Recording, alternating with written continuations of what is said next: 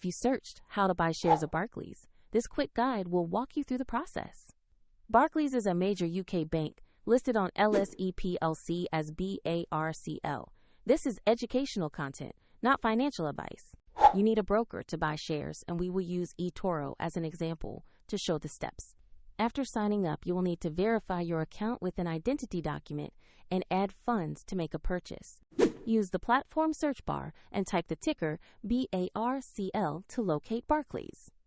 Make sure you select the listing that trades on the London Stock Exchange before moving on. Open the Barclays asset page to read the company summary and view the price chart. Confirm the company name and the BARCL ticker to ensure this is the correct stock. Tap Invest, enter the amount you want to buy, then review and confirm your order before submitting it. If the market is closed, the order may execute later, and the platform will prompt you to add funds if your balance is insufficient.